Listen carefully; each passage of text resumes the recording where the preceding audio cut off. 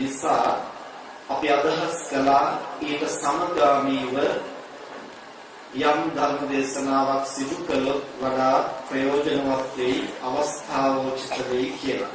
ඉතින් ඒ අනුව ඒ ධර්ම දේශනාව සඳහා අපි මාතෘකා කරගත්තේ සංයුත්ත නිකායේ සෝතාපට්ටි සංයුත්තේහි මහා නාම සූත්‍රයේ සඳහන් වෙන සූත්‍ර පාඨයක්. මහා නාම ශාක්‍ය රජතුමා දිනක් බුදුරජාණන් වහන්සේ හමු වෙන්නට පැමිණි අවස්ථාවක බුදුරජාණන් වහන්සේගෙන් පැනයක් විමසුවා. ස්වාමීනි බුදුරජාණන් වහන්සේ යම්කිසි කෙනෙක් උපාසකයෙක් වෙන්නේ කොහොමද? කෙනෙක් උපාසක කියලා හඳුන්වන්නට පුළුවන් වෙන්නේ මොන කරුණු මොන ගති ලක්ෂණ තිබුණොත්ද කියලා බුදුරජාණන් වහන්සේගෙන් විමසුවා.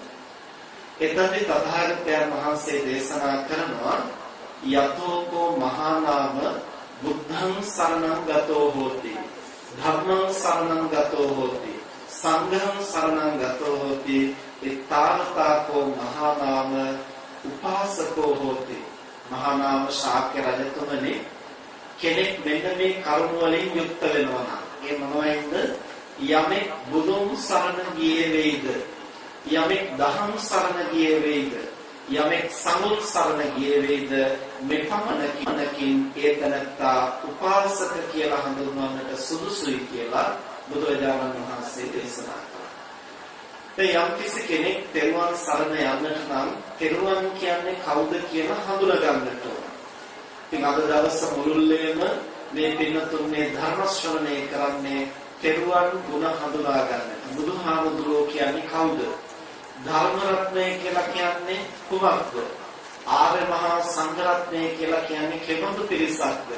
මේ පිළිබඳවයි අද උදෑසන පටන් මේ දේශනාවලින් පැහැදිලි කරන්නේ. එවනම් අද දවස නිමා වෙනකොට මේ හැම දිනාටම රත්නත්‍රය පිළිබඳව පෙරදාටත් ලැබිය වඩා ගැඹුරු වැටහීමක් අවබෝධයක් ඇති කරගන්නට පුළුවන්. අන්නේ ගැඹුරු වැටහීමෙන් අවබෝධයෙන් යුක්තව යම්කිසි කෙනෙක් හදවතින්ම රත්නත්‍රය සරණ කොට ගන්නවද ඒ තැනත්තා තමන්ගේ උපාසක භාවය තහවුරු කරගත්තා වෙනවා.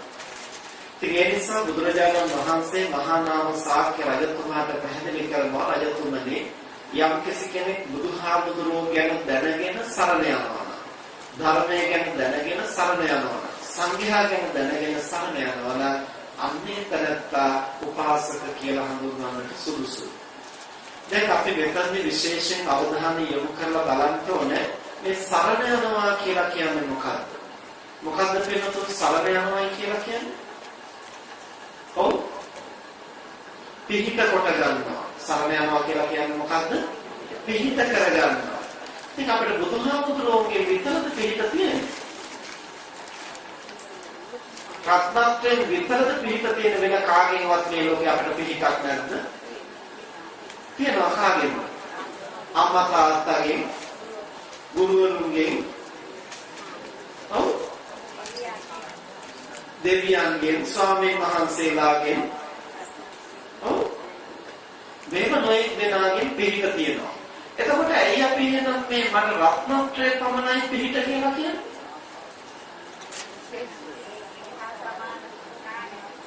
ඔව් මොකක් නිසාද එහෙම කියන්නේ? රත්නත්‍රය තමයි මට එකම පිහිට, මට අන්සරණක් නැහැ. ඉතින් අම්මා තාත්තට සරණ වෙන්නට පිහිට වෙන්න පුළුවන් නම් ඔව් අන්න හරි ඒකයි කාරණේ. මේ සසරින් එතර වෙන්න පිහිට වෙන්න පුළුවන් කෙනෙක් තව කවුරුවත් නැහැ. එහෙම නැත්නම් අපිට ඕන තරම් පිහිට වෙන්න පුළුවන් අය ඉන්නවා. අම්මා තාත්තා අපිට මේ ලෝකේ උපදින්නට පිහිට වෙනවා. ගුරුවරු අපිට හොඳ නරක ඉගෙන ගන්නට ශාස්ත්‍ර ධර්ම ශාස්ත්‍ර දැනුගත්කම් ඇති කර ගන්නට පිහිට වෙනවා. දෙවියන් යම් ප්‍රමාණයකට හඳුනා ගත්තත් නැතත් ඒ අයගේ ශක්ති ප්‍රමාණයෙන් මිනිසුන්ට පිහිට වෙනවා. ඒ විතරක් නෙමෙයි මේ සවිඥානික දේවල් විතරක් නෙමෙයි අවිඥානික දේවලුත් අපිට පිහිට වෙනවා. දැන් මේ ගොඩනැගිල්ල හදලා තියෙන්නේ මොකටද මෙතන? ඇයි අර බෝධිය ළඟ වටේ ඉඳගෙන බාහන්න තිබ්බා. ඔව් අවුෙන් වැස්සෙන් පීඩා නොවෙන්න රැකෙන්න. එහෙනම් මේ ගොඩනැගිල්ල පිහිටක්ද නැද්ද? පිහිටක්.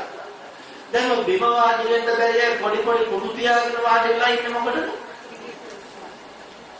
ඒක කය පවත්වා ගන්න පිහිටක් වෙන නිසා. එතකොට නිකම්ම බිම වාඩි වෙන්න බැරිය පොඩි කොට්ටයක් මෙට්ටයක් දාගෙන වාඩි වෙලා ඉන්නේ මොකටද? ඒක වාඩි වෙලා ඉන්න පිහිටක් වෙන නිසා. එහෙනම් අවිඥානික සවිඥානික බොහෝ දෙනාට බොහෝ දෙයක අපිට පිහිට වෙන්නට පුළුවන්. අපිට පිහිට කරගන්නට පුළුවන්. නීතිමය ප්‍රශ්නයකදී උසාවිය නඩුකාරවරු පොලිසිය නීතිඥයෝ අපිට පිහිට වෙන්නේ නැද්ද? ඔව් ඒගොල්ලෝ සාධාරණව වැඩ කරනවා නම් පිහිට වෙනවා. එතකොට ඊළඟට අපිට ලෙඩක් දුකක් හැදුනහම වෛද්‍යවරු පිහිට වෙන්නේ නැද්ද? පිහිට වෙනවා.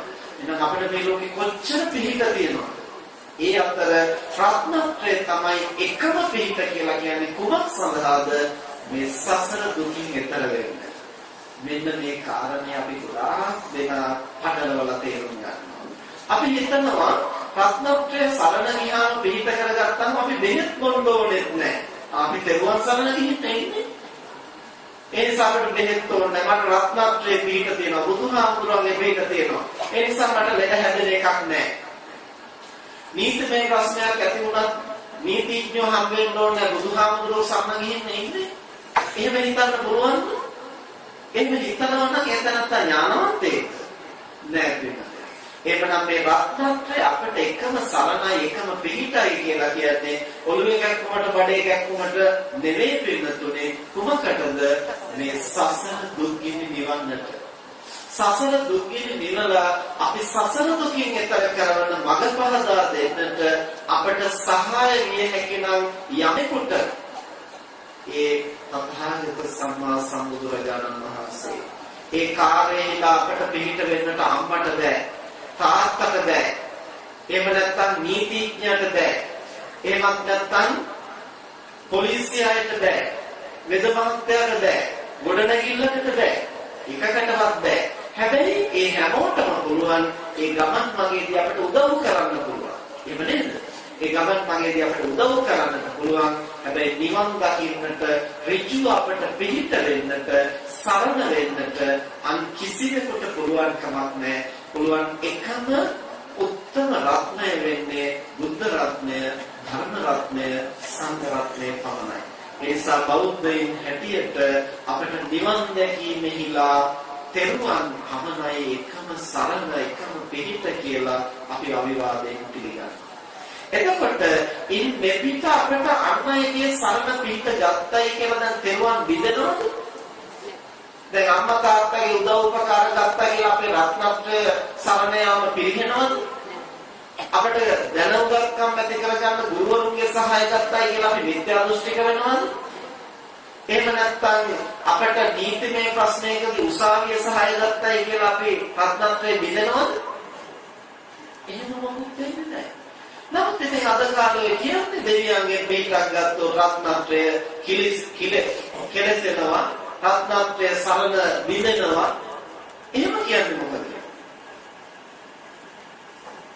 මොකක් නිසා එහෙම කියනවද දන්නේ. එතකොට රජුරුවන්ගේ උදව් ගන්න පුළුවන් අම්මගේ තාත්තගේ උදව් ගන්න පුළුවන් වෛද්‍යවරයාගේ උදව් ගන්න පුළුවන් ගොඩනැගිල්ල සහාය ගන්නත් පුළුවන් සමහර විට අපට ගොවිතැන් කරගන්න තිරසන් සත්තුන්ගේ උදව් ගන්න නේද? අලියගේ උදව්ව ගන්නවා. කුඹුර හාගන්නට හරකගේ උදව්ව කරනවා. දැන් අපි හරක සරණ ගිහින්ද? එහෙම ප්‍රශ්නයක් අපිට පතුරෙන්නේ නැහැ. ගේ ආරක්ෂා කරගන්න ඕන නම් බල්ලෙක් හදාගන්න. දැන් මේ බලු සරණ ගිහින්ද? එහෙම එකක් නැහැ. ඒ ඉතින් ඒ වච්චර අපි පටලවලා. එහෙනම් තෙරුවන් සරණ යනවායි කියන තැන ඊට වඩා උත්තරීතර අර්ථයක් තියෙනවා අපට නිවන් දැකීම සඳහා මඟ පෙන්වන්නට මේ රත්නත්‍රය අපට පිහිටයි අපට සරණයි ඉන් මෙපිට අපේ කටයුතු කරගන්න බොහෝ දෙනෙකුගෙන් අපට උදව් ගන්න සිද්ධ වෙනවා ගොඩනැගිලි ආදී අවිඥානික ද්‍රව්‍ය අපට උදව් වෙනවා හොඳට පිරිසිදු හුස්ම ටිකක් ගන්න ගහකොළ අපට උදව් වෙනවා ඒ වගේම මේ ලෝකයේ මිනිස්සු හැටියට ඉපදිලා හොඳ නරක දැනගෙන ජීවත් වෙන අම්මා තාත්තා අපට උදව් වෙනවා. ඒ වගේම ශිල්ප ශාස්ත්‍ර හදාරන්නට දහම දැන ඉගෙන ගන්නට ගුරුවරු අපට උදව් කරනවා. ආරක්ෂාවට බල්ලෙක් බලලෙක් අපි හරි අපට උදව් කරනවා. ගොවිතැන් කරගන්න හරකවාන අපට උදව් කරනවා. යම් යම් කටයුතු වලදී දෙවි දේවතාවෝ අපට උදව් කරනවා. මේ හැමෝටම අපිට යම් කිසි උදව්වක් කරන්නට පුළුවන්. දැන් මේ උදව් කරන අය පිළිබඳව අපට කෘතවේදීත්වයක් නැද්ද මනසේ? බුදුහාමුදුරුවෝ ගැන විතරද අපි ගල් කරන්නේ? එහෙමද පිළිතුරු? දැන් අපි දරුවන් සරණ කිය අපි බුදුහාමුදුරන්ට විතරයි වදින්නේ. ඒ නිසා මම අම්මා තාත්තාට නම් වදින්නේ නැහැ අද ඉඳලා. එහෙම කවුරුත් තීරණය කරනවද? නැහැ. දැන් අම්මා තාත්තට වැන්දයි කියලා අපේ තිසරණේ විදෙනවද? එහෙමත් නැහැ. නමුත් මිනිසුන් දෙවියන් සම්බන්ධව කතා කරනකොට දෙවියන්ට වැන්දොත් තිසරණේ විදෙනවා. දෙවියන් ගැන කල්පනා කරොත් තිසරණේ විදෙනවා. දෙවියන්ගේ උදව් ගත්තොත් තිසරණේ විදෙනවා. දෙවියන්ගේ යමක් ඉල්ලා හිටියොත් තිසරණේ විදෙනවා. එහෙම කියන්නේ. මේකක් නැත්තේ. අපට හරකගෙන් යමක් ඉල්ල ගන්න පුළුවන් නම් දෙවියන්ගෙන් ඉල්ලුවා මොකද? ඉහියට වැරද්දක් නැහැ. කොතනද වරද වෙන්නේ? දෙවියන්ට පුළුවන් අපට සියල්ලම ගෙනත් දෙන්නට. දෙවියන්ට පුළුවන් අපට ඔක්කොම කරලා දෙන්නට කියලා මිත්‍යා මතයක ඉඳගෙන යද යදා හැමදේම ලැබෙනවයි කියලා බලා ඉන්නවා නම් අන්න එතන නම් තියෙනවා පටලැවිල්ල. එතන නම් තියෙනවා යම්කිසි දෝෂයක්. එතන නම් තියෙනවා යම්කිසි වැරද්දක්. ඇයි? දෙවියන්ට පුළුවන් කමක් නැහැ හැමදේම අපිට ගෙනත් දෙන්න. අමතාවකට පුළුවන් අපිට හැමදේම ගෙනත් දෙන්න. ගුරුවරුන්ට පුළුවන් අපිට හැමදේම ගෙනත් දෙන්න. ඒ අයගේ ශක්ති ප්‍රමාණයෙන් අපිට ඒ අයගේ උදව් ගන්නට පුළුවන්. දෙවියන්ගේ උදව් ගන්නට පුළුවන් වෙන්නේ ඒකයි. හැබැයි යම් කිසි කෙනෙක් දෙවියන්ට ගරු කරා කියලා දෙවියන්ගේ ගුණයකට වැඳයි කියලා අපි මේකට පැති ගන්නට ඕනද? එහෙම පැති ගන්නට කාරණයක් නැහැ. තෙරුවන් සරණ යනවා කියන එක මොකක්ද කියලා අපි හරියට දන්නවා. මම මේ කියන්නේ අද ඉඳලා දෙවියන්ට වදින්න දෙවියන්ගේ ඊළඟට කියලා එහෙම නෙමෙයි. එහෙම එකක් නෙවෙයි වෙනතුනේ. මේ රත්නත්‍රයේ සරණ යාම කියන්නේ මොකක්ද පටලැවිලි තියෙනවා මිනිස්සු.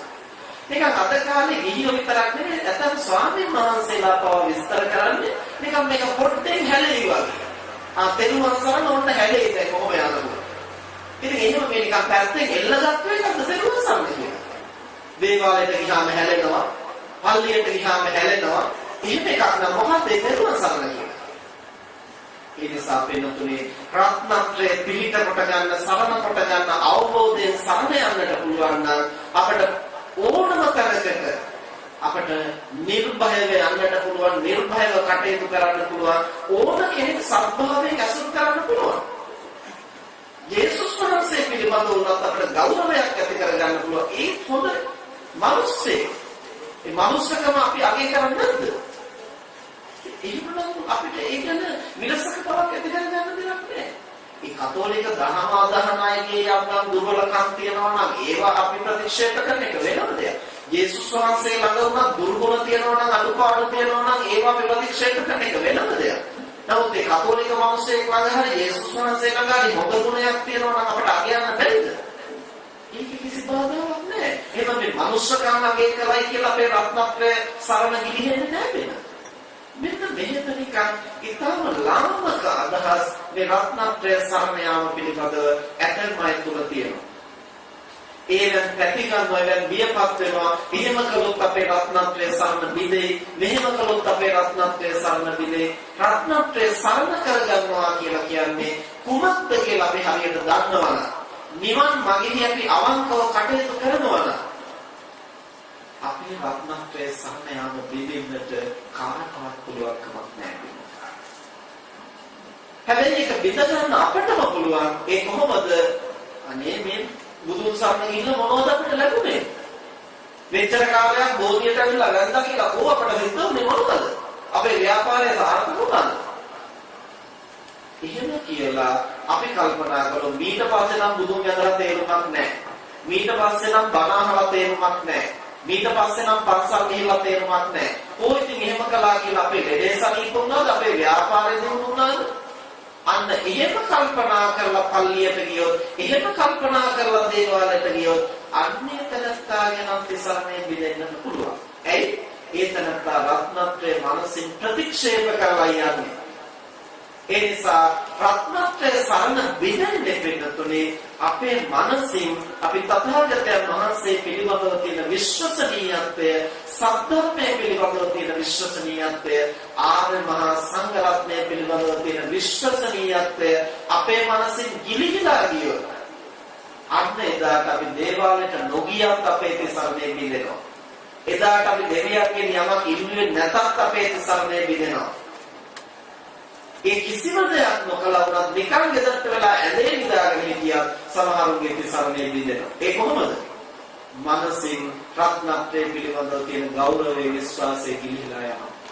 සමහර කෙනෙක් ධර්මානුධර්ම ප්‍රතිපත්තියේ හැසිරෙනවා කියපත් තිසරණයෙන් ගිලිහිලා. ඒ කොහොමද? දැන් සමහරු කියනවා බුදුහාමුදුරෝ දෙසූ දේ නොවේ කියනවා. ඒ කියනකොට මොකද වෙන්නේ? හේතුව ඵලය සද්ධර්මයේ තමන්ගේ මනසින් ප්‍රතික්ෂේප වෙනවා. ඒක ප්‍රතික්ෂේප වෙනකොටම මම බුදුන් සරණ ගිහින් තියෙන්නේ, මම දහම් සරණ ගිහින් තියෙන්නේ, මම සමුහ සරණ ගිහින් තියෙන්නේ කියලා ඔළුවෙන් හිටගෙන කිව්වත් ඒතනත්තාගේ තිසරණේ පිළිටලා තියෙද කියලා සැකසහිත වෙනවා පිළිගන්න. ඒ කුමක් නිසා? දැන් සමහර කෙනෙක් කියනවා පාරමිතා කියලා එකක් නැහැ. ඒවා පස්සේ කාලෙකයි හදාගෙන තියෙන්නේ. ඒවා බුදුහාමුදුරෝ දේශනා කරනවා නෙමෙයි. ඒවා මිත්‍යා දෘෂ්ටිය. ඒවා ඕනේ නිවන් දකින්න. දැන් මේ මොකක්ද කියන්නේ? මොකක්ද පාරමිතා කියලා කියන්නේ? පාරමිතා කියලා කියන්නේ පින්නතුනේ කෙලෙස් නසන්නට අවශ්‍ය මානසික ගුණාංග. බුදුරජාණන් වහන්සේ පැහැදිලිවම දේශනා කරනවා අනංගන සූත්‍රයේදී මහණෙනි සරියුත් හාමුදුරුවෝ අනංගන සූත්‍රයේදී පැහැදිලි කරනවා තථාගත ධර්මය එලත් මේ දුර්ගුණය දුරු කරන්නට මෙන්න මේ ගුණය තියෙනවා. මේ බුද්ධ දේශනා. බුදුරජාණන් වහන්සේ දේශනා කරන මහණෙනි මේ ද්වේෂය දුරු කරන්නට මෙත්තාව තියෙනවා. ලෝභය දුරු කරන්නට පරිත්‍යාගය තියෙනවා. මුසාව දුරු කරන්නට සත්‍යවාදී බව තියෙනවා. මුලාව දුරු කරන්නට ප්‍රඥාව තියෙනවා. එහෙනම් මේ කෙලෙස් ධර්ම ප්‍රහාණය කරන්නේ මොනවද? ඊට ප්‍රතිවිරුද්ධ වූ කුසල ධර්මය. ඊට ප්‍රතිවිරුද්ධ වූ කුසල ධර්මය අර අකුසල ධර්මයේ ප්‍රහාණය කරන්න පුළුවන් විදිහට බල ගන්නවට කියනවා මොකක් කියලාද? පාරමිතා පුරනවා කියන්නේ. මේ සසර කතරින් එතන වෙන්නට ක්ලේශ ප්‍රහාණය කරන්නට අවශ්‍ය මානසික ගුණාංග මනසේ සම්බන්ධ කරගන්නවට අපි කියනවා පාරමිතා පුරනවා. ඒතකොට යම් කිසි කෙනෙක් කියනවා ඒක මොකක්ද නිවන් දකින්න. දැනම නොදැනම ඒතරත් මොකද්ද මේ කියන්නේ? හේතුව ඵලය ප්‍රතික්ෂේප කරනවා.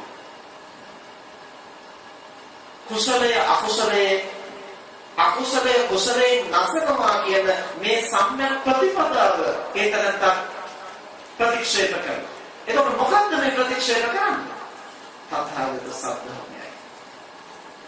ඒතරත් පල්ලියට යන්නට ඕනේ, ඒතරත් දේවාලයට යන්න ඕනේ, ඒතරත් දෙවියන්ගෙන් යමක් ඉල්ලන්නට ඕනේ, ඒතරත් සුබනකක් පිළිගන්නට ඕනේ. මේ මොකුත් මං කරන්නේ ඒ නිසා මගේ රත්නත්‍රය ස්ථාවරයි කියලා කිව්වට දැන් මේ මොකක්ද අන්තිමට වෙලා තියෙන්නේ? තමන් විසින්ම ඒවා ප්‍රතික්ෂේප කරනවා. එයි මේ තමන්ගේ මතයමයි හරි, අන් සියල්ල වැරදි. මම කියන එක තමයි හරි, මගේ මතය තමයි හරි, මගේ දෙසුම තමයි හරි, අන් සියල්ල වැරදි කියන මේක තහවුරු කරන්නට ගිහිල්ලා දහම මොකක්ද අදහම මොකක්ද කියලා වෙන් කරගන්නට බැරි මට්ටමට පටලවා ගන්නවා. එබඳු අය පන්සලේ හිටියත්, එබඳු අය උපාසක කිව්වත්, එබඳු අය ආනන්දේ හිටියත් වෙනතුනේ එබඳු අයගේ තිසරණේ බෙදෙනවා කියන කම්පියන හදන්න.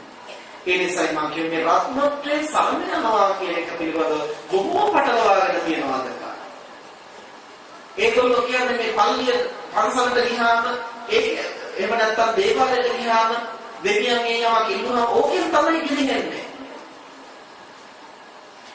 පිටුනේ අපට අවශ්‍ය දෙයක් යම් කෙනෙකුට උදව්වක් කරන්න පුළුවන් නම් ඒ උදව්ව යහපින් හොඳින් පවතින්නට, නිවන් දැක ගන්නට, ගුණධම් වඩන්නට, අපිට තියෙන පීඩාවක් දුරු කර ගන්නට අපිට සහාය වෙන්න පුළුවන් කෙනෙක් නේ අපිට උදව්වක් කරනවා. ඒක වරදක් නෙමෙයි. හැබැයි අපිට මතක තියෙන්න ඕන බුදුහාමුදුරුවෝ කියන්නේ කවුද? ධර්මය කියන්නේ මොකක්ද? සංඝ රත්නය කියන්නේ කවුද? මේ රත්නත්‍රය අපි ඇසුරු කරන්නේ මොකටද?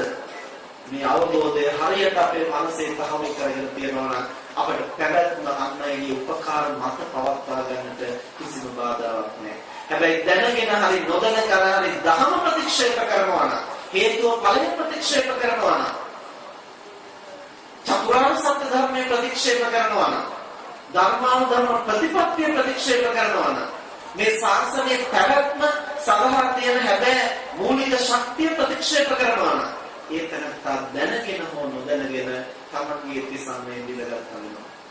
ඒ තැනත්තා දැනගෙන හෝ නොදැනගෙන තමන්ගේ ධර්මානුධර්ම ප්‍රතිපත්තිය විනාශ කරගත්තා වෙනවා.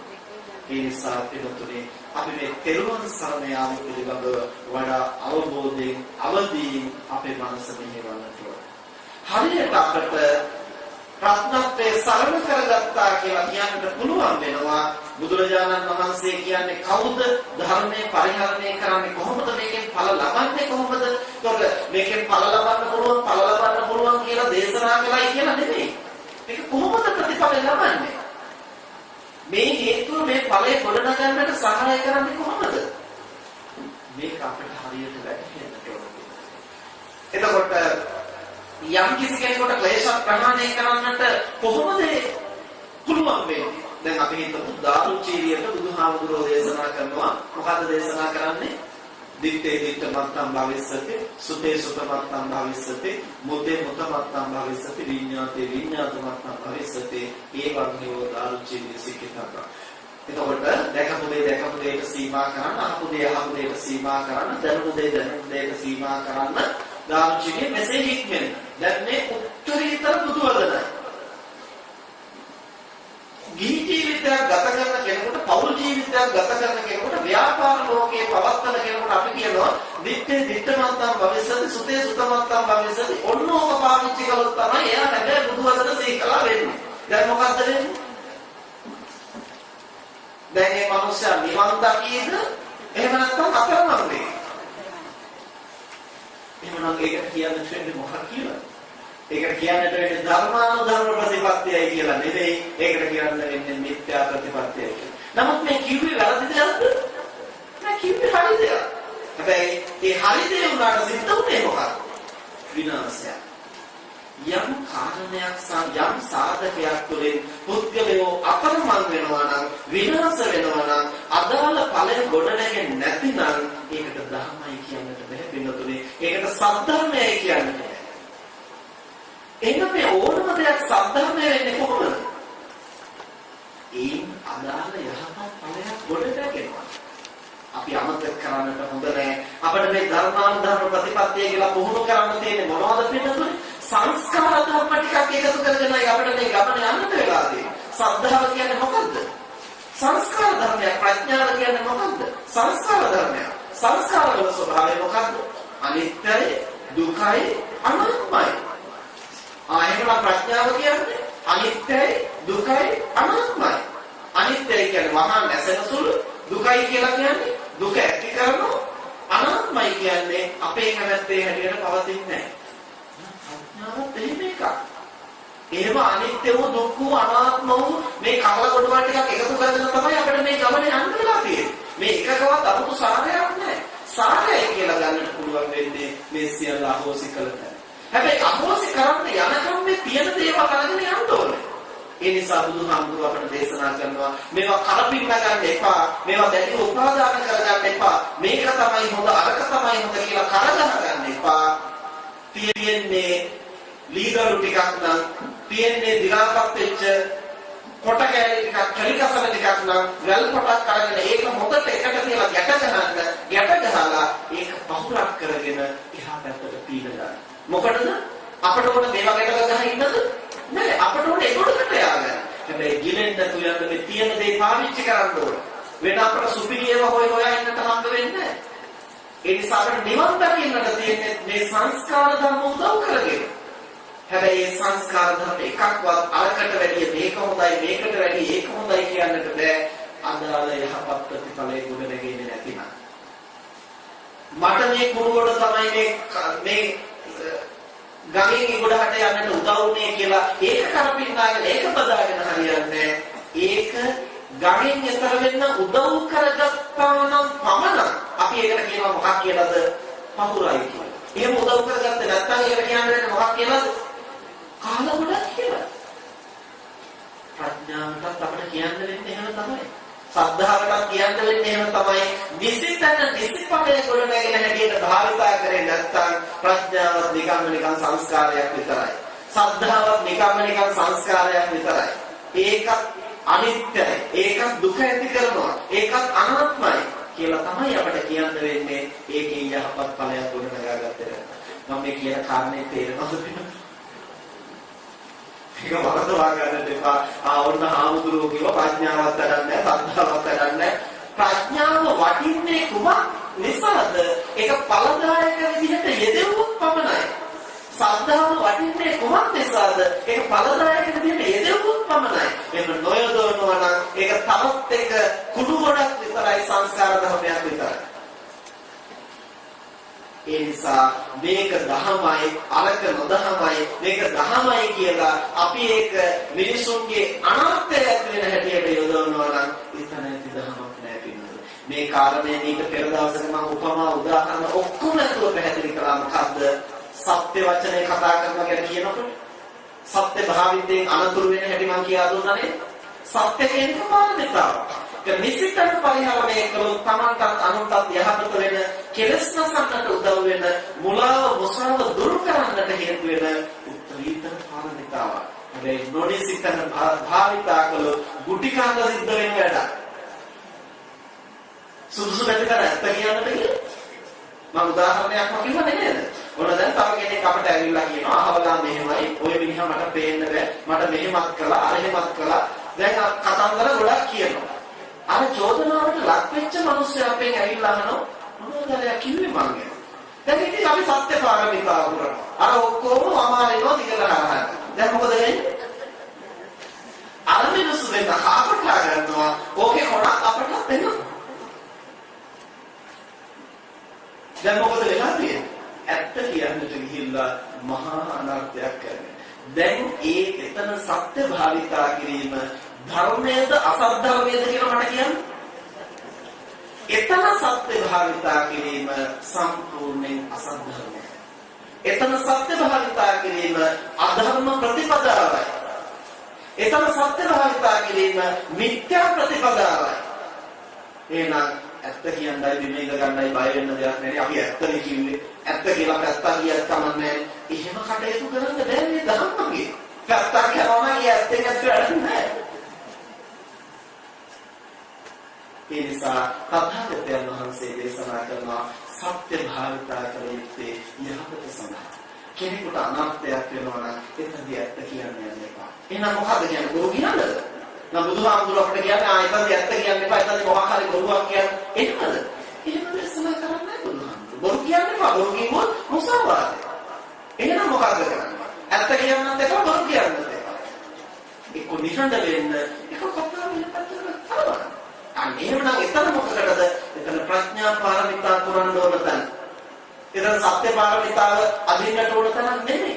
ඒක පුරන්නට සුදුසු තැනක් නෙමෙයි. එහෙනම් පිටුනේ මේ සංස්කාර ධර්ම සත්‍ය පාරමිතාව කියලා අපිට පුහුණු කරන්න තියෙන සංස්කාර ධර්ම. ප්‍රඥා පාරමිතාව කියලා සද්ධාව කියලා අපිට පුහුණු කරන්න තියෙන සංස්කාර ධර්ම. ඒවා නිසි තැන නිසි ප්‍රමාණය හඳුනාගෙන නිසි අවස්ථාවේදී භාවිතා කළොත් යහපතක් වෙනවා. එහෙම භාවිතා කරනවාට කියනවා ධර්මානුධර්ම ප්‍රතිපත්තියයි මධ්‍යම ප්‍රතිපදාවයි. එහෙම නිසිතන නිසි විදිහට නිසි ප්‍රමාණයෙන් භාවිතා කරන්න බැරි වුණොත් අනතුරක්මයි සිද්ධ වෙන්නේ, විනාශයක්මයි සිද්ධ වෙන්නේ. එහෙම වුණොත් ඒ ධර්මකට අපි කියනවා අසත් ධර්මයයි මිත්‍යා ධර්මයයි. එහෙනම් අපිට කොයිකද සත්‍ය ධර්මය කියලා වෙන් කරන්න පුළුවන්, කොයිකද අසත් ධර්මය කියලා වෙන් කරන්න පුළුවන්. මේ ලෞකික ධර්ම අතර එකක්වත් හංවඩු ගන්නට බෑ. භාවිතා කරන ස්වභාවය මත උත්සාහ කරනවා. හැබැයි ලෝකෝත්තර ධර්ම අපිට වෙන් කරන්න පුළුවන්. සෝවාන් මාර්ගඥානෙ සත්‍යම්ය. සකදාගාමී මාර්ගඥානෙ, අනාගාමී මාර්ගඥානෙ, අරහත් මාර්ගඥානෙ, නිර්වාණය මේ නව ලෝකෝත්තර ධර්ම. ඒක පිළිබඳව ආය තර්ක නැහැ. නව ලෝකෝත්තර ධර්ම වචනේ පරිසමාර්ථයෙන් ඒ සත්‍ය ධර්මය. හැබැයි ඉන්න පිට තියෙන ලෞකික ධර්ම ඒවා භාවිතා කරන අවස්ථාව ප්‍රමාණය මත සත් වෙන්නත් පුළුවන් අසත් වෙන්නත් පුළුවන්. මේ ස්වභාවය අපි හරියට තේරුම් ගත්තේ නැතිනම් වෙනතුනේ මේ ධර්මය අපට පිහිට කරගන්නට බෑ. සරණ කරගන්න බෑ. මම මේ කියා දෙන්නට උත්සාහ කළේ මොකද්ද? ධර්මය සරණ කරගන්න හැටි, ධර්මය පිහිට කරගන්න හැටි. අපට කඩුවක් පිහිට කරගන්න පුළුවන්ද බැරිද? කඩුවක් පිහිට කරගන්න පුළුවන්ද බැරිද? පුළුවන්. ඒ බෝධිසත්වෝ පිහිට කරගත්ත තමන්ගේ කෙස් ටික කපලා උන්වහන්සේට පැවිදි වෙන්න.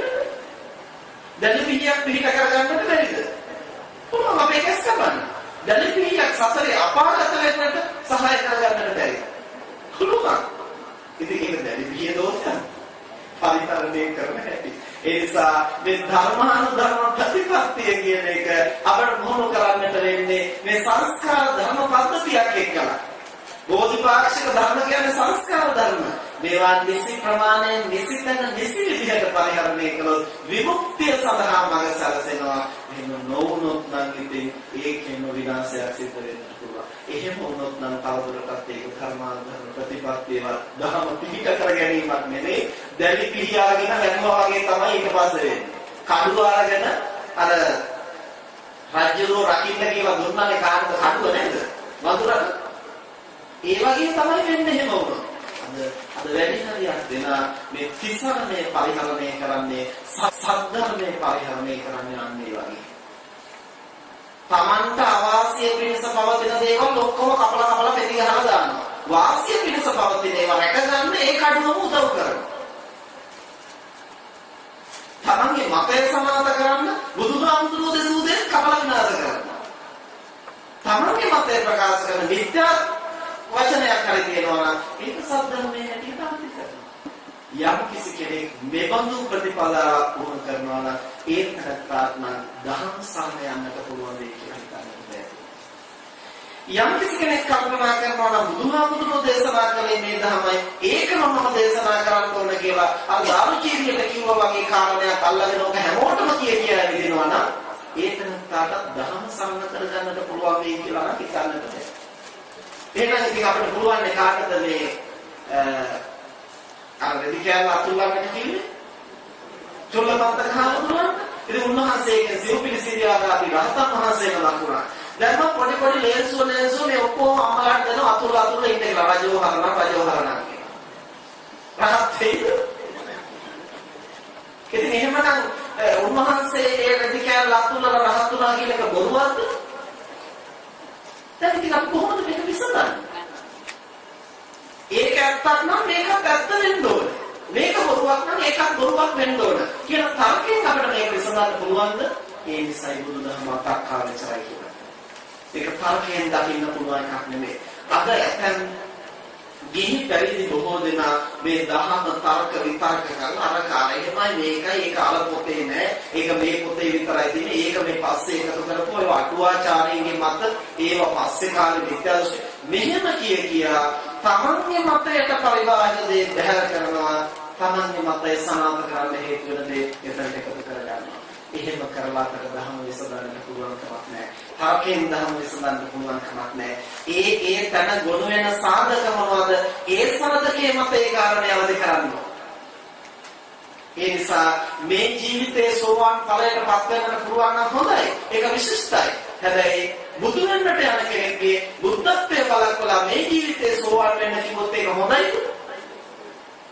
ඒක කියන්නේ අපරාධයක් කියලා. එතකොට කෙනෙක් කරන්න පුළුවන් කෙනෙකුට සෝවාන් වෙන්න කියන එක අපරාධයක් නෑ. හැබැයි බුදු වෙන්නට ශක්තිය පුහුණු කරන කෙනෙකුගේ මනස කඩලා එතනින් පහළට හෙලනවා නම් ඒකට කියන්නේ අපරාධයක්. ඒ තමත්තා සසරින් එතර වෙන්න පුළුවන්. දැන් සුමේධ තාපසයා දීපාංකර බුදුරජාණන් වහන්සේගේ කාලේ අරහත්ත්වයට පැමිණෙන්නට ශක්තිය තිබුණා. එතකොට නමුත් දැන් මම තව සාරා සංකල්ප ලක්ෂණ ඉස්සරහට යනවා. බුදු වෙලා මේ සත්‍යයෙන් සසර කතරෙන් එතර කරනවා. මේ පිහිටනේ අපි මේ අද ලබන්නේ. එතකොට එදා යම් කිසි කෙනෙක් කියවන ඔය මොඩල් වැඩේ කරන්න එපා. මේ රහත් වෙන්න පුළුවන් වෙලා කොහොමද ඒගොල්ලෝ ගන්න. එහෙම කිව්වනම් උන්වහන්සේ සම්බන්ධව ඒක සද්ධර්මයක් වේද අසද්ධර්මයක් වේද? හැබැයි එහෙමයි කියලා අපි ඔක්කොම බුදු වෙන්න යන්නේ. ඒ නිසා බුදු වෙන්නට නොයන කෙනෙකුට මේ ජීවිතේ සෝවාන් වෙන්නට කියලා උනන්දු කරන එක වටිනවා. ඒ සඳහා මඟ කියන එක වටිනවා. ඒ සඳහා දිරිමත් කරන එක ඒක සත්‍යර්මයක්. හැබැයි අපිට කියන්නට පුළුවන් කමක් නැහැ. මෙතන ඉන්න සියලු දෙනාම මේ ජීවිතේ සෝවාන් වෙන්න වීර්ය කරා. එහෙම කියන්නට පුළුවන් කමක් නැහැ. ඒ නිසා අපිට කියන්නට පුළුවන් මෙහෙම. යම් කෙනෙක් ඉක්මනින් නිවන් දකින්න උත්සාහ කරනවා නම් ඒ අය එක එක සාසන ප්‍රාර්ථනා කර කාලෙ දිග්ගස්ස ගන්න ඕනේ. මේ ජීවිතේ මේ සඳහා උත්සාහ කරලා බලන්න. අපිට එහෙම කියන්න පුළුවන්. හැබැයි දිගට පැතුමක් ඇතුව යන්නේ කියනවා නම් මේ නිකම් කොට පාරගෙන මේ නිකම් මිත්‍යා දෘෂ්ටිය මේ නිසා නිකම් මේ මුලාවටපත් වෙලා ඉන්නේ. මේ ලැබිච්ච තැනින් ඒකට වෙන්නේ නැතුව මොන තරම් මුලාවක් අපිට එහෙම නිග්‍රහ කරන්න පුළුවන්ද? එහෙම කරන්න පුළුවන් කමක් නැහැ. ඒ නිසා මේ ධර්මානුධර්ම ප්‍රතිපත්තිය ධර්ම පිළිට කරගන්නවා කියලා කියන්නේ ඒ පුද්ගලයා තුළ තියෙන සාධක අනුව. ඒ පුද්ගලයා තුළ තියෙන සාධක අනුව තමයි අපිට තීරණය කරන්න වෙන්නේ. මේකට ලුණු එකතු කළොත් හොඳයිද? මේකට මිරිස් එකතු කළොත් හොඳයිද? මේකට සීනි එකතු කළොත් හොඳයිද? මේකට 3-5 එකතු කළොත් හොඳයිද? කොහොමද මේක පරිහරණය කරන්නට පුළුවන් යෝග්‍ය තත්ත්වයකටපත් වෙන්නේ මොනෝ එකතු කළාමද කියලා හරියට සාධකයේ ප්‍රමාණය අවස්ථාව හඳුනා ගන්න බැරි නම් මේ ධර්ම පිළිපද කරගන්නට බැහැ. ධර්ම සරණ යන්නට බැහැ. ඒ නිසා බුදුන් සරණ යනවා කියන එක අර්ථවත් වෙන්නට නම් කවුද අපි බුදුන් සරණ යනවා කියලා සරණ යන්නේ? බුදුහාමුදුරුවෝද? බුදුහාමුදුරුවෝ සරණ යන්නේ.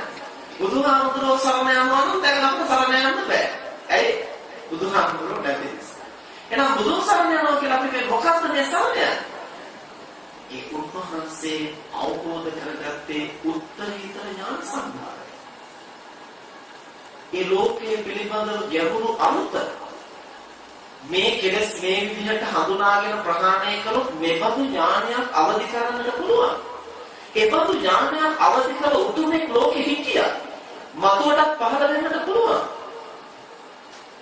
ඒ උත්තරය යමක් මේ ලෝකයේ පිළිබඳව දෙසුවා නම් ඒ වාදින්නට විදිහක් නැහැ.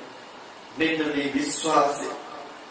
උන්වහන්සේ එතනට ගියේ කොහොමද කියලා හරියට සහේතුකව හඳුනාගෙන ඒම කැසුරු කරන්නට මට විශ්වාසයක් ගොඩනගා ගන්නට පුළුවන් නම් ඒ තනත්තා බුද්ධං සරණං ගතෝ හොති. අඥාතනත්තා බුදුන් සරණ ගියා. එහෙම නැතුව අර දෙවියන්ගෙන් ඉල්ලා හිටින්නා වගේ ආඥා කරනවා වගේ දැන් ඔය අද කාලේ අරන පත්‍රිකාවෙම ගහලා තියෙන්නේ. ඔක්කොම සියල්ලම ලස්සනට කියලා අන්තිමට කියලා තියෙනවා ස්වාමීනි භාග්‍යවතුන් වහන්සේ මට මේ ඥානය ලබා දෙනසේක්වා මට පිහිටවනසේක්වා මට මාව මේ සසරින් එතර කරනසේක්වා. එහෙම කියන්නට පුළුවන් කමක් නැහැ. ඒ බුදුන් සරණ යනවා කියලා කියන්නේ ඒ විදිහට බුදුහාමුදුරුවන්ගේ ඉල්ලා හිටින එක නෙමෙයි. ඒ තථාගතයන් වහන්සේ කියන්නේ කවුද කියලා හඳුනාගෙන ඒ උත්තරීතර ගුණ කදම්බය ඒ උත්තරීතර ඥාන සම්භාරය ඒ පිළිබඳව යම්කිසි ප්‍රසාදනීය විශ්වාසයක් අවබෝධයෙන් ඇති කරගන්නවා නම් මේ තථාගතයන් වහන්සේ දෙසූ මඟ තමයි විමුක්තිය සඳහා එකම මඟ. මේක වරදින්නට විදිහක් නැහැ. ඒ අවබෝධය ජනිත කලේ මෙහෙමයි. හරියට සහේතුකව හඳුනාගෙන විශ්වාසයෙන් තහවුරු කරගන්නවා නම් අවබෝධයෙන් පිහිට කරගන්නවා නම් අන්නේතරත්තා බුද්ධං සරණං ගතෝ හොති. බුදුහාමුදුරුවෝ සරණ. ඒ උන්වහන්සේ දෙසූ මඟ හරියට මේ විදිහට නොතන හඳුනාගෙන මේවා සංස්කාර ධර්මයි. ඒ තියෙන සංස්කාර ධර්ම අවස්ථාවෝචිතව පරිහරණය කරලා මේ උත්තරීතර ඵලය වෙත අපි යන්නට ඕනේ. මේක හරියට නුවණින් වටහාගෙන අපිට පුහුණු කරන්නට පුළුවන් නම් ඒකනත්තා ධම්මං සරණං. දැන් මේ ධර්මදේශනාවට ධර්මාසනයට පැමිණෙන්නට කලින් අපි ටික වෙලාවක් පැයක් විතර සාකච්ඡා කර හිටියා. අර තවම පිරිසත් එක්කලා එතනදිත් අපි සිහිපත් කරපු දේ තමයි කෙලස් නැසනතේ අපි ළඟ තියෙන මොනවද? කෙලස්. එහෙනම් දැන් අපිට නිවන් දකින්නට ගුණ පුරන්න වෙන්නේ මොනවයිද? තියෙන්නේ තමයි දැතියව හොයන්න හම්බ වෙන්නේ. තියෙන රාගය නම් තියෙන ද්වේෂය නම් ඕකෙන් තමයි ආරම්භ කරන්න වෙන්නේ. ඒ නිසා මතක ඇති මම මේ ධර්මාසනේ වාඩි වෙලා කරපු පළමුවෙනි ධර්ම දේශනාව මේ ශාලාවේ චිත්තානුපස්සනාව අපි එදා පැහැදිලි කළා. සදෝ සංවා චිත්තං සදෝ සංචිත්තං පජානාති. සරාගං වා චිත්තං සරාගං චිත්තං පජානාති. බුදුහාමුදුරුවෝ කොතනින්ද ආරම්භ කරන්න කියන්නේ? තියෙන දෙයි. තියෙන රාගය නම් විත රාගී බව හොය හොයා ඉතල නිවන් දකින්න හම්බ වෙන්නේ නැහැ. තියෙන ද්වේෂය නම් මෛත්‍රිය හොය හොයා ඉතල නිවන් දකින්න හම්බ වෙන්නේ නැහැ. තියෙන තැනින් පටන් ගන්න, ඒ තියෙන දේ අවබෝධ කරගන්න, අවබෝධ කරගෙන එය මතුවෙච්ච හැටි, එහි හේතුව, එහි ඵලය මේ ටික තේරුම් ගන්න. ඒ ටික තේරුම් ගත්තා කියන්නේ මොකක්ද තේරුම් ගත්තද? ධර්ම ගත්තා. අන්න එතනින් ඒ තරස්තාර ධර්මයට ප්‍රවේශ වෙන්නට පුළුවන්. නැති දේවල් හොයලා හරියන්නේ නැහැ. ඒ නිසා වෙනතුනේ අපි ළඟ තියෙන තෘෂ්ණාව නම් ඒ තෘෂ්ණාව අනන්තයක් නොවන හැටියට විමුක්තියට උදව් වෙන හැටියට යහපත් විදිහට පරිහරණය කරන්නේ කොහොමද? නමුත් අද ඇතැම් ගිහි පැවිදි දේශකයන්න් වහන්සේලා මේක මහා අපරාධයක් හැටියට දකින ආමෝදි පූජා කියලා ප්‍රාර්ථනා කරන්න එපා. ඒකට තෘෂ්ණාව වැඩෙනවා. දන් දෙන්න එපා. එතකොට ආමිෂය වැඩෙනවා. එතකොට සසර යන්න වෙනවා. ඔන්නම තමයි කියන්නේ. දැන් මේ මොකද්ද වෙන්නේ? තෘෂ්ණාව දුරු කරන්නට තමයි අපි උත්සාහ කරන්නේ. හැබැයි ඒ සඳහා තියෙන තෘෂ්ණාව අපි සහාය කරගන්න. ඒ තියෙන තෘෂ්ණාවෙන් අපි තෘෂ්ණාව දුරු කරන්නට විදිහට කරනවා. ඒ නිසා බුදුරජාණන් වහන්සේ දේශනා කරනවා අවිද්‍යාව දුරු කරන්නේ අවිද්‍යාව නිසායි. තෘෂ්ණාව දුරු කරන්නේ තෘෂ්ණාව නිසායි. ඒ නිසා තෘෂ්ණාව දුරු කරන්න පාදක වෙන්නේ මොකද්ද? තෘෂ්ණාව.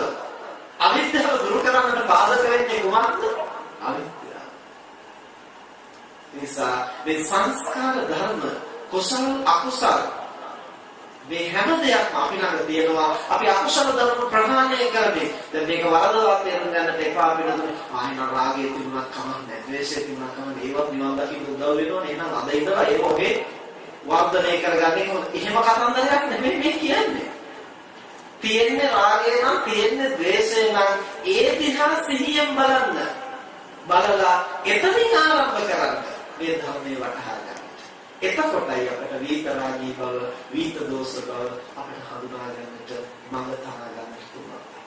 ඒ නිසා දාන දෙන්නේ නැතුව, බණ අහන්න නැතුව, බෝධි පූජා කියන්නේ නැතුව, ඒවා ආමිසයයි අපි ප්‍රතිපත්තියටයි ආමිසය වඩලා සසර දිග්ගස්ස ගන්න බෑ. ප්‍රතිපත්තිය තමයි නිවන් දකින්නේ. මෙහෙම කියලා දේවල් කප්පාදු කරලා අපිට මේ ගමන යන්නට බෑ. ඒ නිසා පැවැත්ම නැවැත්ම පිළිබඳව නිසි වැටහීමක් ඇති කරගෙන මේ ධර්මානුධර්ම ප්‍රතිපත්තිය මේ සංස්කාර ධර්ම කෙසේ පරිහරණය කළොත්ද පවතින ස්වභාවයෙන් අපිට මොහොතක් හරි ඉදිරියට යන්න පුළුවන්. මම පෙර දින එකක් උදාහරණයක් හැටියට කිව්වා. අධ්‍යාපනයේ ලබන කුඩා දරුවෙකුට අපි කිව්වොත් එහෙම පුතේ තෘෂ්ණාව ඇති කරගන්න එපා. ඔය හොඳට ඉගෙන ගන්න ඕනේ. අනාගතේ මෙහෙම කරන්න ඕන. වෛද්‍යවරයෙක් වෙන්න ඕනේ. ගුරුවරයෙක් වෙන්න ඕනේ. ඔක්කොම තෘෂ්ණාව අතහැරලා දාන්න. නිවන් දකින්න නම් ඔක්කොම අතාරින්න ඕනේ. පොඩි දරුවෙකුට ඔහොම බණක් කිව්වොත් හරියයිද? හරියන්නේ නැහැ. පොඩි දරුවට අපි මොකද කරන්නේ? පුතේ හොඳට ඉගෙන ගන්න. එහෙනම් දොස්තර කෙනෙක් වෙන්න පුළුවන්. ඉංජිනේරුවෙක් වෙන්න පුළුවන්. ඔයා හොඳට ඉගෙන ගත්තොත් මම කම්පියුටරයක් කරන් දෙනවා. දැන් මේ මොනවද මේ කරන්නේ? අර දරුවගේ තෘෂ්ණාව වඩන මේක. දැන් එහෙම කරන ඒ දරුවා යම් මට්ටමකට ගෙනාවට පස්සේ තමයි අපිට පුළුවන් වෙන්නේ ඒ දරුවගේ මනස තෘෂ්ණාවෙන් නිදහස් කරගන්නට මඟ දෙන්න. හැබැයි මේක අවිචාරවත් කරොත් අපිට ගොඩ ගන්නටම බැරි වෙනවා. විචාරශීලීව කරොත් අපේ දරුවා යහමකට ගන්න පුළුවන්. අද මෞර්ය සමහර කරන්නේ අවිචාරශීලී. ඒ නිසා අනික පාගගෙන අනිකගේ දෙල්ල මෙරිකගෙන හරි කමන්නේ ඔබ ඉගෙන ගන්න. එතකොට තමයි ඉහළට යන්න පුළුවන්. ඒ අනර්ථය. එහෙම කරලා හරියන්නේ නැහැ. යහපත ගොඩනගන්නට ඕනේ යහපත් විදිහට. ඒ තියෙන දේ අර්ථවත් විදිහට, ඵලදායක විදිහට භාවිතා කරන්න. අන්න එහෙම කරන්නට පුළුවන් නම් අපිට මේ සත්‍ය නිවැරදි ප්‍රතිඵල ගොඩනගා ගන්නට, පිහිට කර ගන්නට පුළුවන් ධර්ම සරණ යන්න පුළුවන්. ඊළඟට සංඝරත්නයේ සරණ යනවා කියලා කියන්නේ මොකක්ද? ජාතියේ මුර දේවතාවෝ කියන්නේ හාමුදුරුවෝ. ඒ නිසා හැමදාම මුර කර කර ඉන්න අපට අපිව නිවන් දක්වන්න ඒකද? අපිව අපායට වැටෙන්නේ නැතුව කොහොම හරි මුර කරගෙන යන්න. එහෙමනේ අද බලන්න. මුර දේවතාවෝ නම් මුර කරන්න ඕන. අනිත් අය හාමුදුරුවෝ ඉන්නේ අපිව නිවන් දක්වන්න ඕන. අපේ ප්‍රශ්නයක් තියෙන්න බෑ. අපි මේ පන්සල් යනවා නම් අපි දාන දෙනවා නම් අපේ හැම ප්‍රශ්නයකටම හාමුදුරුවෝ වල කියනවා. අන්න එහෙම තමයි අද කාලේ හිතන්නේ. ඉතින් මේ උන්වහන්සේත් මේ නිවන් දැක ගන්න නෙවෙයි හදන්නේ. ඒ උන්වහන්සේ තව කෙනෙක් රකින්නේ මොකද? තමන්ව රැක ගන්න. එහෙනම් මොකද්ද පින්නතුනේ සංඝරත්නය සරණ යනවා කියලා කියන්නේ? ඒ තථාගතයන් වහන්සේ අවබෝධ කරගත්තේ උන්වහන්සේ ලෝකට විවරණය කළා දේශනා කළා. ඒ දේශනාව අනුව යමෙක් පිළිපදිනවා නම් ඒ මනමින් ඵල ලබනවායි කියලා අපට උදාහරණයක් හැටියට, සාක්ෂිය හැටියට, ආදර්ශය හැටියට අපිට දකින්නට තියෙන, පිළිගන්නට තියෙන, විශ්වාස කරන්න තියෙන උසස්ම පිරිස කවුද? ආර්ය මහා සංඝරත්නය. උන්වහන්සේලා මේ මඟ ගිහිල්ලා මේ ඵලය ලැබුවා නම් අපිට බැරි වෙන්න විදිහක් නැහැ. අපි පිළිවෙතොත් මේක කරන්න පුළුවන්. අපට මේක කළ හැකි දෙයක්. මෙන්න මේ විශ්වාසයත් එක්කලා උන්වහන්සේලා ගිය මඟ කුමක්ද? අපටත් එසේ යන්න හැකිද? මෙසේ බුද්ධිමත්ව මඟ නොමඟ හඳුනාගෙන යන්නට ආදර්ශයක් හැටියට අපේ මහා සංඝරත්නය පිළිතුරු. උන්වහන්සේලා අපට මඟ කියා දෙනවා. උන්වහන්සේලා අපට හොඳ නරක කියා දෙනවා. ඒ නිසා අපි සංඝරත්නය සරණ කරගන්න. එහෙමනම් ඒ සංඝරත්නයේ ගුණ හඳුනාගෙන තේරුම් අරගෙන එතකොට සම්මුති මහා සංඝරත්නයේට ආර්ය මහා සංඝරත්නයේ කරපු හැම දෙයක්ම කරන්න පුළුවන්ද? රහතන් වහන්සේ කරපු දෙයක් පන්සලේ ඉන්න ප්‍රකල්පන හාමුදුරුවන්ට කරන්න පුළුවන්ද? එහෙම එකක් අපි බලාපොරොත්තු වීම සුදුසුද? එහෙම වෙන්නේ. උන්වහන්සේ රැක ගන්න සම්මත අපට සිද්ධ වෙන්න පුළුවන්. එතනදී අපි උනන්දු වෙන්න ඕන උන්වහන්සේ රැක ගන්න. උන්වහන්සේ වරදන නොයේදී අයහපතට යන්නේ නැතුව, මනස පිළිහෙන්නේ නැතුව, සිව් වෙලා යන්න නොදී අපි කොහොම හරි පරිස්සමෙන් උන්වහන්සේට හිතවත් වෙලා කොහොමද රැකගන්නේ? රැක්කොත් අනුගතේ උන්වහන්සේ සමාජය රැකේ. මේ විදිහට අන්‍යෝන්‍ය වශයෙන් යැපෙමින් ඔවුන් තුළ ගුණ නුවණ වඩවා ගන්නට අද කාලේ අපි උනන්දු වෙනවා.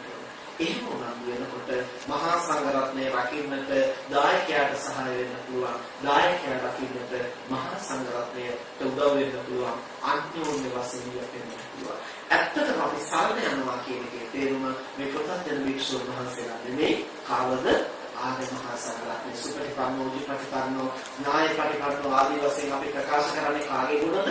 සෝවාන් සකදාගාමී, අනාගාමී, අරහත් කියන මේ මාර්ග ඵලලාභී ආර්ය මහා සංඝරත්නයේ ගුණ කර්මයයි අපි මේ සිහි කරන්නේ. උන්වහන්සේලා සැබවින්ම අපට සරණ. උන්වහන්සේලා සැබවින්ම අපට පිහිටක්. උන්වහන්සේලා සැබවින්ම අපට ආදර්ශයක්. ඒක අපට අභිවාදයෙන් ඒ ස්වභාවය තහවුරු කරගෙන කටයුතු කරන්න පුළුවන්. ඒ අනුව යන සිල්වත් ගුණවත් ප්‍රඥා භික්ෂුන් වහන්සේලාගේ බොහෝ දුර්වලකම් තියෙන්න පුළුවන්. නමුත් මේ ස්වභාවයන් අපි තේරුම් ගන්න හඳුනාගෙන අපට උන්වහන්සේලාට හැදෙන උන්වහන්සේලාගේ ලැබෙන මාර්ගෝපදේශකත්වය නිසි ලෙස තෝරා බේරගන්න. උන්වහන්සේලා සමහර කෙනෙක් කියන කාරණා පටලැවිලි සහිත වෙන්නත් පුළුවන්. මොකද තමන් වහන්සේලා අත්දැකලාම කියන දේ නිවැරදි වෙන්නත් පුළුවන්. එහෙම නොවන දේ වැරදි වෙන්නත් පුළුවන්. ඒ නිසා පරිස්සමෙන් තෝරා බේරාගෙන අපි කොහොමද අපි හොඳට මතක තියාගන්න ඕනේ සංඝරත්නයේ සරණ යනවා කියලා.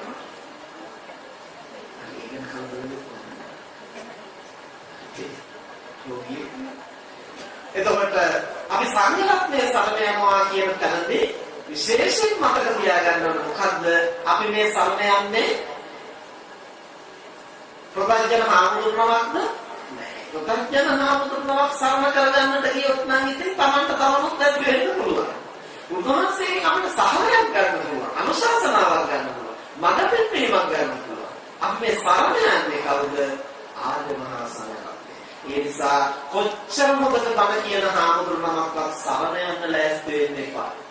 එහෙම සරණ ගියොත් අපිට උන්වහන්සේගේ ධර්මයේ තියෙන අනුපාඩුකම් අපිට පේන්නේ නැතු වෙනවා. අපේ ධර්ම උනත්, අපි කියන දේ උනත් හාමුදුරුවෝ මෙහෙම කිව්වා හාමුදුරුවෝ හොඳ බණක් ඒක සරණ යන්නට එපා. සරණ ගියොත් අපිට දහම මැදහත්ව විමසිලිමත් බුද්ධිය ගන්නට බැරි වෙනවා. ආර්ය මහා සංඝරත්නයේ සරණ ගියාට ඒක අවශ්‍යයි.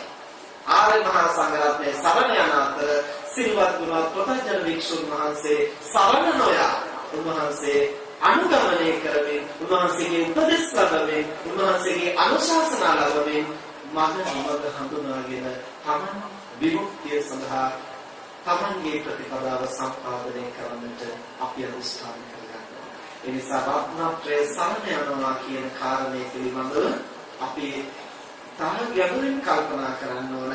ඇත්තටම අද ධර්ම දේශනාවේ මේ උපාසකයෙකුගේ ගුණ මොනවද කියන කාරණා පැහැදිලි කරන්නටයි මම හිතාගෙන හිටියේ. නමුත් කාල වේලා මදි. දැන් පැයක කාලයක් ගත වුණා. ආන්දර දෙකයි වෙලාව. ඒ නිසා ඉදිරි ධර්ම දේශනාව ආරම්භ කරන්න ඕන නිසා අපි ධර්ම දේශනාව මෙතනින් නිමාවටපත් කරමු. මේ පැයක් මුළුල්ලේ මම උත්සාහ කළේ තථාගතයන් වහන්සේ මහා නාම ශාක්‍ය රජතුමන්ට දෙසූ එක් කාරණයක් පැහැදිලි කරන්න. ඒ කුමක්ද? මහා නාම ශාක්‍ය රජු බුදුහාමුදුරන්ගේ විමසුවේ ස්වාමීනි කොහොමද කෙනෙක් උපාසකයෙක් වෙන්නේ? බුදුරජාණන් වහන්සේට පිළිතුරු දුන්නා යතෝකෝ මහා නාම බුද්ධං සරණං ගතෝ හෝති ධම්මං සරණං ගතෝ හෝති සංඝං සරණං ගතෝ හෝති ඒතාවතාකෝ මහා නාම උපාසකෝ හෝති. මහා නාමයේ බුදුරජාණන් වහන්සේගේ තථාගතයන් වහන්සේගේ ගුණය දැනගෙන අවබෝධයෙන් විශ්වාසයෙන් ඒ තථාගතයන් වහන්සේ තමන්ට විමුක්තිය සඳහා පිළිපදක් හැටියට තමන් හදවතින්ම පිළිගන්නවා. මේ ධර්මය කුමක්ද කියලා තේරුම් අරගෙන මේ ධර්මානුධර්ම ප්‍රතිපදාව කුමක්ද කියලා හරියට තේරුම් අරගෙන විමුක්තිය ලැබීම සඳහා මේ ධර්ම තමයි මට එකම පිළිපද කියලා හදවතින්ම තමන් පිළිඅරගෙන කටයුතු කරනවාද?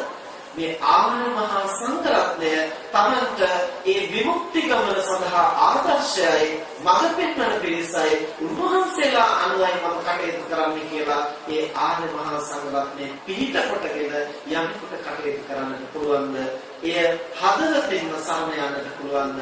අන්නේ තැනත්තා උපාසකයෙක් වෙනවා කියලා බුදුරජාණන් වහන්සේ දේශනා කළා. ඒ නිසා අද කියලා කියන්නේ ඊයේ දවසේ උදේ ඉඳලා මේ සිද්ධ කරගෙන යන මේ මහා පින්කම් මාලාවේ සූවිසි මහා ගුණ පිළිබඳවයි නැවත නැවත සජ්ජායනා කෙරෙන්නේ ආත්මවිවරණ කෙරෙන්නේ. ඒ නිසා මේ ගම් දෙසුම් ශ්‍රවණය කරලා බුදු ගුණ දහම් ගුණ සංඝ ගුණ මැනවින් හඳුනාගෙන අවබෝධයෙන් විමුක්තිය සඳහා රත්නත්‍රය මට පිහිට වෙනවායි කියන මේ විශ්වාසය හදවතින් ගිලිහි නොයන්නට තහවුරු කරගෙන ඒ විමුක්තිය මෙපිට ලෞකික ජීවිතය සුවපත් කරගන්නට පැවැත්ම සඳහා මව්පියන්, ගුරුවරු, දෙවියන්, මිනිසෙයින් බොහෝ දෙනා අපට සහාය වෙනවා, පිහිට වෙනවා. ඒ පිහිට එකක් මේ විමුක්තිය සඳහා පිහිට කරගන්න රත්නත්‍රය ඒ සියලු පිහිට අතර උත්තම පිහිටයි කියන මේ ස්වභාවයන් පිළිබඳව නුවණින් තේරුම් අරගෙන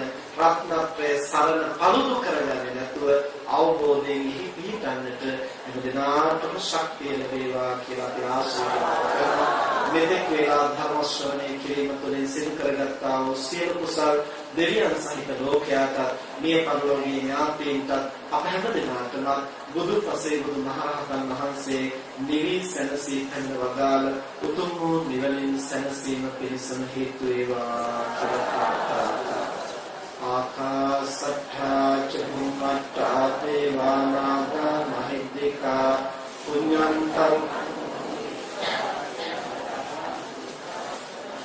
ආකාසට්ඨා චුම්මට්ඨා දේවානාගා මහිද්దికා පුඤ්ඤන්තං අනුමෝදිत्वा චිරං රක්ඛන්තු දේශනං ආකාසට්ඨා